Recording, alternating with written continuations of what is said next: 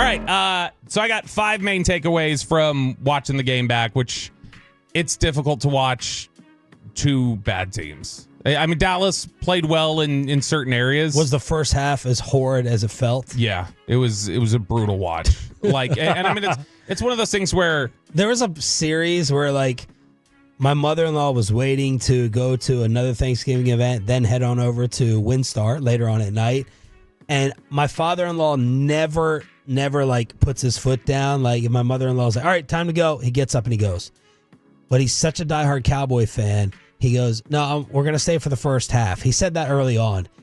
And the final, 5 minutes of the first half, I felt bad for my mother-in-law because she could not leave the house. She could not get out of there. And it was incomplete after duck, after quarterback hit, after incomplete, after just pathetic. Even if we were at training camp and this was happening, I had no words for it. And I'm like, is this the tryptophan? Like what is there, Nick? What is hitting me here? That's how ugly and bad the football was, and she could not get out of there because my father-in-law was like, "No, I'm staying for the end of the first half." He did, and they left late. It's one of those where you see them play and you go, all right, they were leading at halftime. Did they do this well? Yeah, because 27-20 is not indicative of the final score. No. They won by more than that. Yeah, and so you look at those things and you go, oh, okay, this was good. This was positive. But then you also got there's a tweet I always like going back to. Daniel Jeremiah had it years ago, and I thought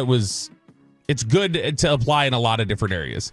But he had said that his favorite exercise after the draft is over. He says, I study the top 4 or 5 players in the NFL at every position. Helps to recalibrate your eyes and focus on what the gold standard looks like on tape. If you only watch college guys, you lose perspective. When you're watching Dallas and New York and you see certain things happen, you might lose perspective on what is good supposed to look like. It's like you've said before, where you feel like Dallas is good, and then there are times you'll watch Buffalo versus Kansas City, and then you'll be like, oh, wait, never mind. Yeah. We're not that. Yeah. And so same sort of thing. So I do want to put some... Just like all the Josh Allen Dak people who have mysteriously disappeared on my timeline after years of catching crap, and now when Josh Allen is catching hook and ladders for touchdowns, no one says anything to me anymore. Dak would have done the same. He just wasn't out there.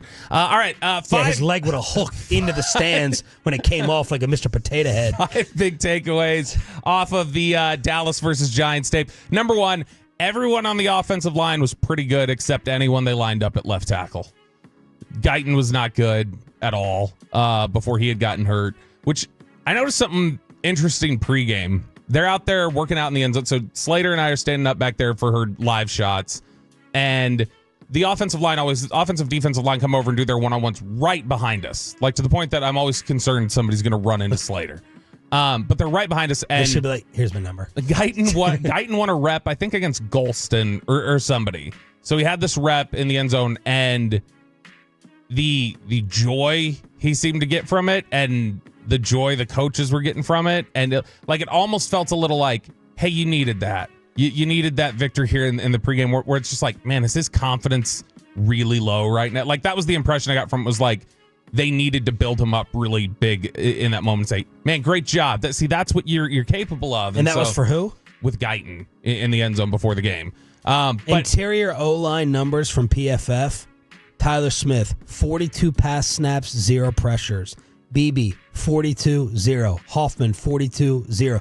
0 pressures, according to them, versus the middle of the pocket. Super clean for Cooper Rush the entire game. They were really strong. And not just, obviously, you mentioned the pass protection there. It was the run blocking, too. Like, Hoffman, Smith, there was a great play in this one that I had tweeted it a couple days ago. But there was a toss to Dowdle. It was one of his bigger runs. It may have been his last big run that went for like 18, 20 yards. But they pitch it outside to him, and Guyton or Smith and BB are kind of pulling to the outside. And Jonathan Mingo is tasked with basically chipping or knocking Kayvon Thibodeau off of his spot. Because if he doesn't get there in time, Thibodeau's got a free rush, and he knocks him down for -4. So Mingo does a really good job kind of pushing him, getting him out of the way, and then Tyler Smith gets his block, passes him off to BB, who then seals that, and then Smith gets up to the second level and clears it open for him. So they were working really well in unison with each other. I thought Terrence Steele had his best game of the season in this one. He was great with some of the run blocking. The Dowdle touchdown, John Owning had tweeted about this. It was almost like Terrence Steele just escorted him to the end zone. He's like right in front and just opening up everything for Rico Dowdle the whole way. So offensive line was really good, other than Guyton was not good in there before he got hurt, and then Chuma Edoga was not great either. Edoga was a little better in the run game, but this was not a good performance from anybody you had lined up there at left tackle. All right, number 2 here on Post Hunt Clarity. I like what you're getting from Luke Schoonmaker. Yes. A little bit. Yes. And it's something where that's a guy who, he was the first one that after the Washington game made me go, all right, don't be a D. Don't sit here and just complain about them winning, because guys like Schoonmaker, they did need it. Like I think they did need a strong performance, and they need those kind of victories to build confidence and build the kind of player that they want to be. This is a little similar to me to the Dalton Schultz trajectory. A lot of people forget that Schultz turned into a good player here in Dallas, but a lot of people forget he gave you nothing for the first 2 years of his career. Yes. Like to the point where people were like, is he getting cut? Like, what does he do here? It was supposed to be Jarwin. Yeah, and Jarwin got hurt in 2019, I think it was. No, it would have been 2020. It was the COVID year, where 2018 and 2019, you didn't get much out of Schultz his first 2 years, to the point where people were like, that was a wasted 4th-round pick. What were you doing? Then Schultz became safety blanket when he got in there. And so Schoonmaker, similarly, these last 2 weeks, I think, has been reliable. Last 3 weeks. Yeah, just a reliable guy that they can kind of, all right, let's get the ball off to Schoon and have him make a play for us here. So he's been good. He had a couple good run blocks. He was not consistent in the run game, but he had a couple good ones. He had 2 catches between from the Ravens game to the Texans game. That's 3, 4, 5, 6, 7. That's 7 weeks. 7 weeks he had 2 catches. Since then, he's gone for 6, 3, and 5. The stat line doesn't look, it's nothing to, to brag about. It feels a little bit bigger in the moments. Like he had 5 for 33 against the Giants. I'm surprised looking at that. I'm like, oh, only 33 yards? Are you serious? That's it? But 2 things factor in. The timing of some of the catches, and then the surprise of, oh, I thought Schoon was dead and gone. I think he's about to be cut. So you're extra excited he's doing something. But then he's having some catches in the moments. He had 18 a catch against the Commanders, and he had 6 for 56 against the Texans, so 3 weeks in a row. Yeah, it's just a reliability thing. It's that in the past, that's been his issue, is that he's not consistent at all. You remember there were a couple different instances last year where he wasn't finishing catches. The ball was put on his hands, and he didn't finish. And that's not the case this year. You're actually seeing him contribute in a meaningful way in spots. And even, you mentioned those last 3 games, like they may not be gaudy statistics, but if you take those 3 games and you were to average them out to a 17-game pace, that's 79 receptions for 800 yards. That's perfectly fine to get out of a tight end, especially if he's your number 2 tight end with Ferguson coming back. And in fact, his career numbers at this point, he's way ahead of where Schultz was at 2 years into his career. 2 years into his career, Dalton Schultz had 13 catches for 122 yards. That was 2 full years here in Dallas, before he then went off for 63 for 615 in 2020. And so Schoonmaker, it's a positive there. I think it's been a good confidence builder for him. It's encouraging to see kind of where he's ending up and where his headspace is right now, because I think there was getting to be some concern about him getting beaten down and discouraged by things, and he's done well. And my favorite stat that I texted you guys a couple weeks ago. What's he like personality-wise? Nice, quiet. He's pretty quiet, but I mean, he's a nice guy. He'll stand up there. He'll take any questions that you need, but he's just, you get the sense he doesn't love attention. And I don't know if it's because confident or that doesn't have that Schultz arrogance, right? No, yeah, he doesn't have that confidence or cockiness or anything. Like it's different. He's stood up there. I will say, he seemed more confident early than he has as it's gone on. So I'm sure he's gotten discouraged by things, and that's why it was good to see the play that he made. He had during the sounds of the sideline after the Washington game when he scored the touchdown, Brevin Spanford made some joke to him like, you didn't even do anything when you scored. You didn't celebrate or whatever.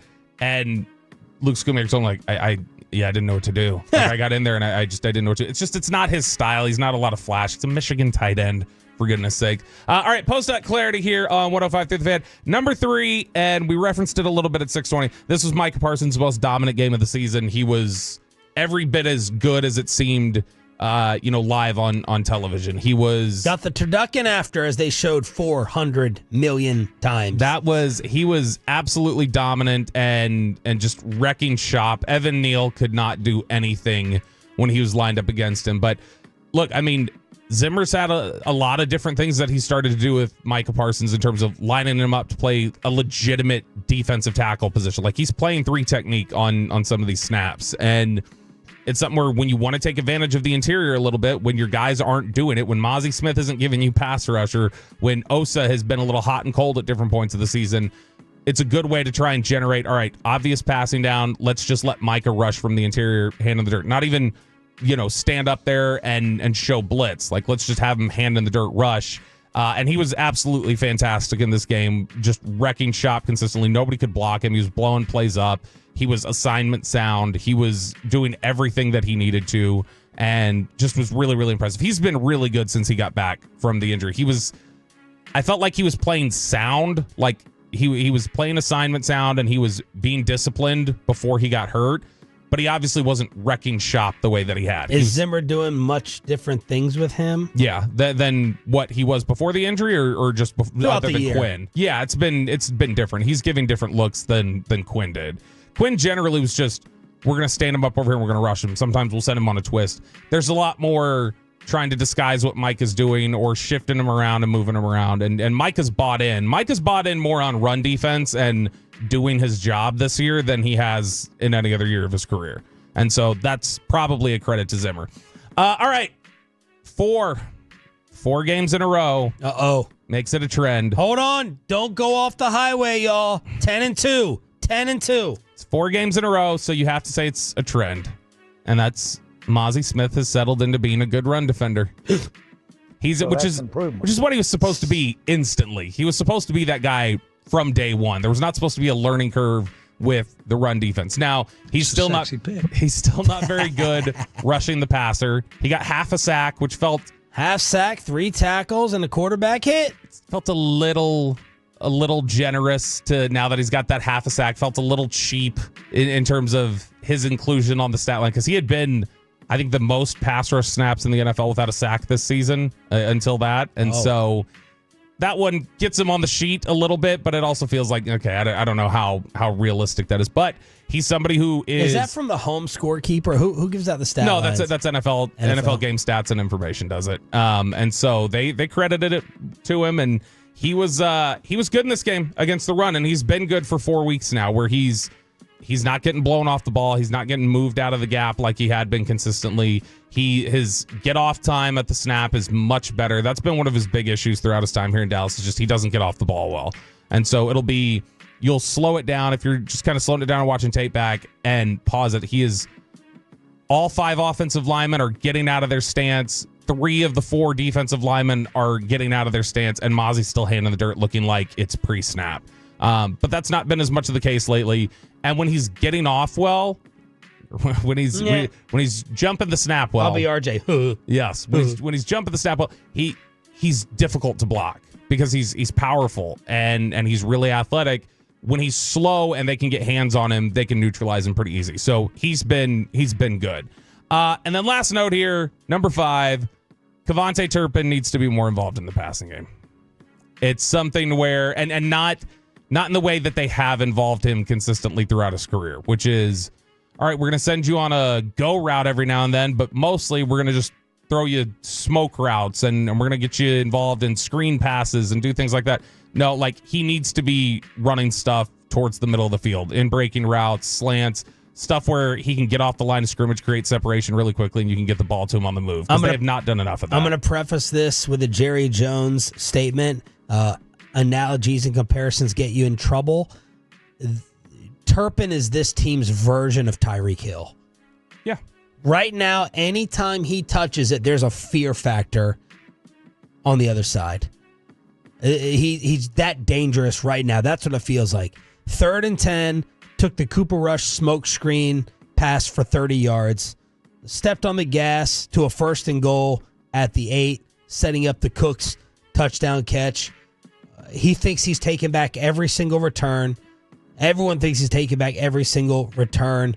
Get the ball. I said this when he was first put out there. Just put the ball in his hands. He's the fastest guy on the field. He's showing the elusiveness. He's this team's version. He is not Tyreek Hill. He's this team's version of Tyreek Hill, where anytime he touches it right now, it feels like there's terror on the other side defending it. And there is. Yeah. That's how scary he is right now. He has been... That's why I asked last week, where is he on this team's list of best players?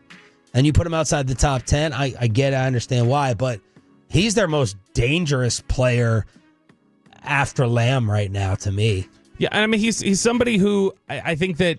Yeah, not that you have a lot of options. No, you don't. But I mean, with the ball in his hands, like he is your biggest playmaking threat. Like even more than CD is in terms of just balls in his hands. I mean, CD's got to finish catches in order for that to that's my star down for the day. Yeah, that was three drops. Got the shoulder issue. How much is that playing into it? I'm not excusing the drops that he had. That was the general. I know Mickey is. It was a miraculous Kirk Gibson type effort from DallasCowboys.com, but no, I'm not giving him the pass for those drops. That was the general thought or consensus coming out of Dallas's. When they were presenting it and talking about Lamb after the game, there was a lot of guys. He's really banged up. Like he's legitimately banged up. And to CD's credit, CD is never. I'm not saying he's not hurt or banged up. Oh yeah, no. But like they're saying, I think they were giving him internally with the Cowboys. They were giving him a pass for. All right, it wasn't a great performance. Yeah, you don't want to have 3 drops, but he's hurt. And CD's credit, CD is one of the quietest in Dallas when it comes to talking about how banged up he is. Because he's been banged up a lot throughout his career at different points, and he never mentions it. He never talks about, feeling like he's limited or fatigued or beaten down. But Kevontae Turpin, a guy who I think right now you got to send him on more than 2 slant routes like they have. It's got to be more than just hitches and go routes with him, because the go routes are tough because it's a straight shot. If a defender's with him, the height difference makes it really tough for him to be able to track the ball. We've seen that. But different stuff, crossers, in-breaking routes, just get him going on the move, get him some separation, get the ball in his hand. Did you get your mind changed about this Cowboys team based on the last 2 days, the last 2 games that they played last week? They played 2 games against division opponents, and they won those games. And that game on Thursday never looked like it was out of hand for the Cowboys. They had control of that game. You knew you felt comfortable about them winning it. I'm wondering now, is anybody getting ahead of themselves and starting to think about playoffs with this Cowboys team? 877-881-1053. Are you? I'm not. Yeah, let's be realistic about this thing. You could look at something and go to the point of, okay, yeah, they are playing hard. They are trying their best. That is true. There was a question when you're losing by 20-plus points at halftime of almost all of your first 4 or 5 losses. You're like, are you guys into this? Have you quit on your coaching staff? Are you that disappointed with the offseason that you guys aren't going to fight and try? Because no matter how bad you are in the NFL, the percentage of good player versus bad player is not a high percentage like it can be. Nothing against you if you're playing at Abilene Christian for football. But Abilene Christian talent versus University of Texas talent, there's a major difference in the talent. There's not a major difference in the talent. There's a difference. Yep. Don't get me wrong. There's a difference on talent between the Detroit Lions and the New York Giants. There's a difference. But it's not Abilene Christian to University of Texas. They're somewhat all NFL football players. And I was just thinking to myself, wow, they are putting in the last couple of weeks, they are putting in the most effort they can put in with guys being out, with the injuries, with the, let's say, lack of talent they even came into this season. They don't have as much talent as the Philadelphia Eagles have. But these last 2 weeks, I'll say it's changed my mind that they're giving the effort, but making the playoffs, they have to win out, and I'm not even sure if winning out would make the playoffs. Yeah, for the Cowboys, it's felt like all was lost because the whole season, the injuries that you have, they left you like there wasn't a lot of hope. The Micah injury comes at a time when you're like, oh man, the defense looks like it's starting to figure some things out against the Steelers. We still look at that game and go, how did that happen? And obviously quarterback change is a very big thing for the Steelers there too. But you're looking at that going, man, that defense actually finally showed up, and then Micah gets hurt, and you're like, oh, no. And then the injury to Dak just left everybody. You came into the season thinking that Deron Bland and Diggs were going to be opposite each other in the secondary. You're going to have something special. For some reason, the Cowboys' history, they only can have one good cornerback on the field at a time. We go back and look at all those times that, like, Kevin Smith and Deion Sanders, and then Kevin Smith would get hurt. It just always felt that way. So the injury part of it was very down for you. The lame duck coach with his contract situation, it's been very difficult to even consider the possibility of making the playoffs. Now here, they've been continuing to add pieces with health getting back. DeMarcus Lawrence is expected to be back. That's what Jerry Jones told Alec on Friday. And so there's more of that going on. But I think hearing what McCarthy's saying, and it's, look, man, my whole focus is singularly on the Bengals now. I can't even think about playoffs because look at the Eagles right now. They're so good. We can't win the division. Right, There's no way over. to win the division right now. That's done. You have to try and get in with a wild card, and Washington's ahead of you. So you got to figure something out there too. So 2 of the 3 you can't catch. You can't catch Minnesota. They've already won 10 games. And you can't catch Detroit at all. Oh, right. You're talking about the wild card teams. And Green Bay's 9-3. Exactly. I mean, let's play the odds. Do you think Green Bay will lose out and the Cowboys will win out? There's nobody in the 0% NFC chance. South that I'm like, oh, they're going to make their way in. But yes, there's 3 teams in the NFC North that have What's a chance. the likelihood that the Commanders go 2-3 and you go 5-0? It's tough. Now, the final game of the season for the Cowboys is going to be against Washington, but there's so much out of your control right now for the Cowboys. You can't control it. You can only say, we got to beat the Bengals this week and see You have what to win happens. out, and you can't win out on Sunday. No. That's where Mike McCarthy is at. Mike, thank you. Thank you for saying that. Because I had a coach once come tell us, he was like, everybody's trying to hit 6-run home runs. That doesn't exist. Go up there, you're trying to win the game with one swing. That doesn't exist. We need a hit. Like, we just need to get a runner on base and then see what we can do from there. Because if everybody's going up there trying to swing for the fences, then we're not going to accomplish the small things that get us to that point. So I love that you just said you can't win it all on Sunday. But playing against the Bengals, they're a bad team right now. Their quarterback might be the best quarterback in the NFL, and their team cannot stop anybody to save their lives right now. They did score 38, but they gave up 44. That's not a good combination of things to happen there. Now, when it comes to playing against the Bengals this week, I have confidence against the Bengals. I've been asking for one thing for the remainder of the season, and that is I don't want to watch crappy football for the rest of the year. If I can just watch football that I'm like, oh man, that was actually a fun game. If I can watch something and be interested in the game, even if it turns out that the Cowboys don't make the playoffs this year and their draft pick isn't exactly, I think they could still finish in a top 15 draft pick and get somebody quality at that spot. Hell, they might. Do you think they'll be able to get Genty at 15 if it all goes well? He's playing well enough right now. But I just don't want to watch crappy football for the rest of the year. So that's why I'm not thinking about playoffs by any means. I'm only thinking about let's get through the next week. Let's get through the rest of the season because there's still so much of it left. From the 9-4-0, the Dallas Cowboys are a bad football team hitting the bad part of their schedule versus even worse teams. They're 6-11 football team that is going to end up being 9-8. I can see that. This stretch of their schedule, Tampa might be the best team left on their schedule aside from the Eagles, who like you're going to face there, but Tampa's it. Other than that, there's a bunch of low-quality teams that you could probably beat down the stretch here. And everybody feels good about playing the Cowboys, let's be honest. Like, the Cowboys beat New York, arguably the worst team in football. And they beat Washington, and that was a weirdo game. Like, Dallas looked like they had it in hand, and they tried to lose as much as you could try to lose a game. They somewhat tried to lose the game. Yes, yeah, they did. But Washington couldn't make an extra point or, I guess, go for 2 in that situation. So, like, everybody feels good. Tampa feels good about playing Dallas. Cincinnati feels like they have a winnable game on their schedule this Sunday. Carolina feels like the way that they've been playing lately, they can definitely beat a Dallas Cowboy team. So it's both ways. Right now, the Cowboys look at their schedule and go, besides Philadelphia, we could win all of these games. And every time Dallas is on a schedule right now, the rest of the way, even the Carolina Panthers feel good that they have a good chance to beat the Dallas Cowboys. Mike, if you could kind of lend some of your experience to this. CeeDee Lamb said last week, he said everybody's trying to come in here and embarrass us. Everybody's trying to, we've been good for the last 3 years now, and now everybody wants to come in here and humiliate us in front of our crowd. And I think that's a reality.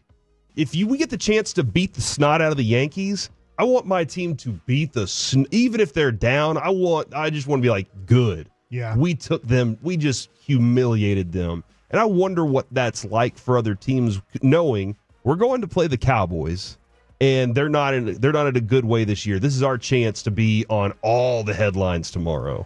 Yes and no. Yes, most of the time.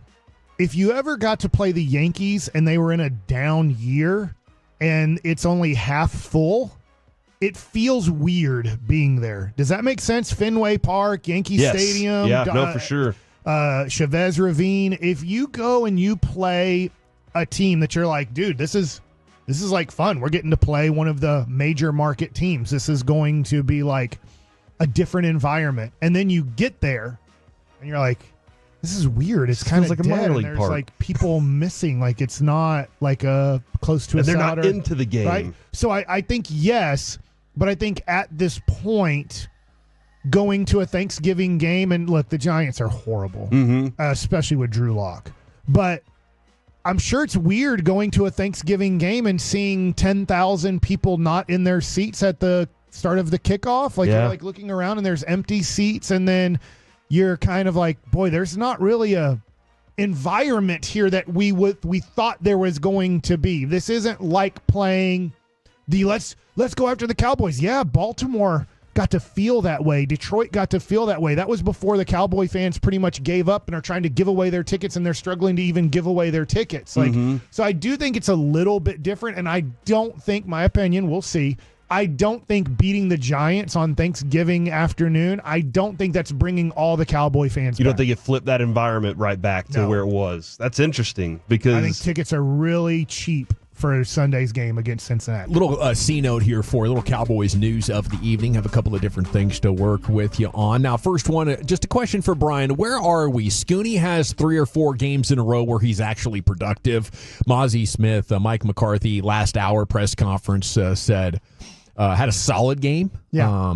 I know you say he plays best against the division. He did yesterday, the other day. Once again. Yeah. So maybe he's out of bust territory and into probably just a journeyman jobber. But maybe he has more. The era is pointing up. And then with Overshone being a potential multi-time Pro Bowler, I don't know, do you see all-pro potential in him?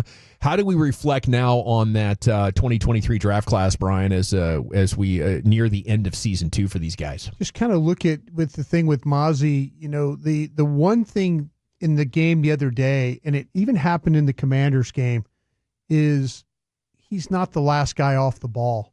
And there was so many snaps where stance, and then you could stop the tape and see the ball moving, and everybody else is going forward, and Mozzie was still in his stance. He's done a much better job of playing. He's right there next to the ball, but when it snapped, his ability to get off. Now, he's played some centers the last couple of weeks or the last 5 days that, Biotish, I don't think is the strongest guy. I don't think John Michael Smits, the Giants center, is a very strong guy either. And he's kind of taken advantage of that. He's kind of been a little bit of a bully. Nice. That these guys have tried to kind of reach block him, scoop him, and he's not allowed that to happen. Where he gets in trouble is when he's laid off the ball and then they can get to him. But he's done a really nice job. There was a pass that they threw to it was like an RPO, and Locke just flung it to the side. As he made the fake, Mozzie was in the backfield. If he hands that ball off, it's a tackle for loss. And so he's doing a better job of getting off the football, getting and playing on the other side, on the defensive side, the offensive side of the line of scrimmage. And I think that's something that, you have to be a little bit pleased about from what you've seen from him. Schoonmaker, I think, is because of Ferguson being out. This was the first game where I really felt like that the tight ends as a whole, and I'm talking about Schoonmaker and I'm talking about Span Ford as point of attack blockers, where they were able to get into these ends and these linebackers, and they were able to kind of handle maybe some combination blocks and stuff like that. But Schoonmaker's done better with that. His routes have been better. He doesn't fight the ball catching it. He's got pretty natural hands. You saw some of that at Michigan, but when he was with the Cowboys, we started out with the Cowboys, always like he was kind of fighting the football. Yeah. And so it looks a little bit more natural, a little bit more comfortable catching the ball. Now, I mentioned when I was breaking it down in Krusty's Corner, he's in a situation where they're putting him in those blocking situations or the waggle situations where he's the catcher, where he's the guy throwing the ball too, because they really can't trust Span Ford. So he's having to play a lot more, and he's having to do things as far as what Ferguson did, and he's living up. I would to say it. he's gaining confidence. He's gaining a lot of confidence, and the coaches are gaining confidence in him because you remember he was basically on offense. He might play 5 or 6 plays. Mm-hmm. They weren't putting him out there, and all of a sudden Ferguson got the concussion, and then he was thrown into the mix. And he and Span Ford both have done a much better job. So what I'm hoping for, obviously the draft classes are huge. You failed in 08, 09. It led to the disappointment in 10, 11, 12, 13. You failed here in 2023. I think that's a big reason why the Cowboys have not been that good this year. But if you can't get star players, at least could you get in your first 2 picks like legitimate starters? Is that too much to ask from Mozzie? I feel like Scooney might be trending in that direction right now. I think, to me, if you said which guy will probably be of the two of the first and second round pick, which you'll probably be able to count on more in the future, I think it's Mozzie Smith.